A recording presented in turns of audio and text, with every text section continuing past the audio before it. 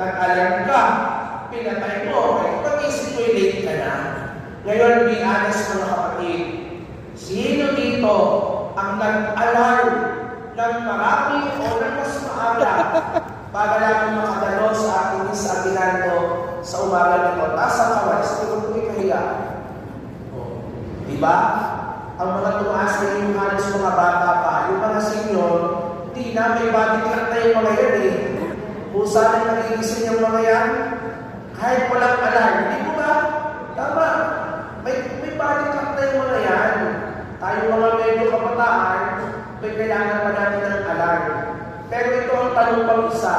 Sino ito ang mahilig mag-alarm, pero gising na ang lahat ng katabi mo, lahat ng kasama mo, ikaw tulog na tulog at naghihilig pa. Huwag na kayo mag-taas, hindi ko naman mo tinatanong. Huwag kayo umamin. O sino dito ang nag-a-alarm ng maraming beses, pero ini-snooze na ini-snooze every 5 minutes, kung bagay nag-iingin pa. Nag-iingin pa eh.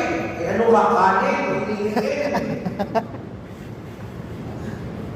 Noong unang araw sa Panginoon, madami-dami pa tayo eh.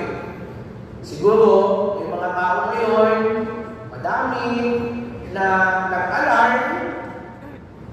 Nag-alarm naman talaga eh. Kaso pinatay. Kaya nagdire-diretso ng tulog. Napasarap sa pagtulog. Maraming alarm, pero parang kulang sa kahandaan. Bakit po ito binabanggit sa inyo? Sapagkat ang minamahal mga kapatid, minsan, ganito ito sa ating buhay pananampalataya.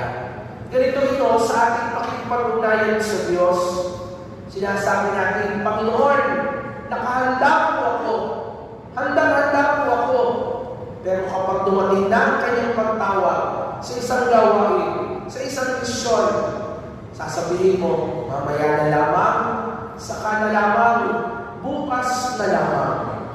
Sa ating mabuting balita na pakinggan, inilarawan mo sa ating ang sitwasyon ni San Jose. Tayo man o ang lumagay sa kanyang kalalagayan, sa tingin ko hindi din mo tayo mapapakali. Sipilin nyo, ikakasal ka, malapit na ang araw ng iyong kasal, malalaman mo, buntis ang iyong mapapangasawa. At alam mo, hindi ikaw ang ama ng kanyang dinadala. At kung tanongin mo, ano ba ganun nangyari?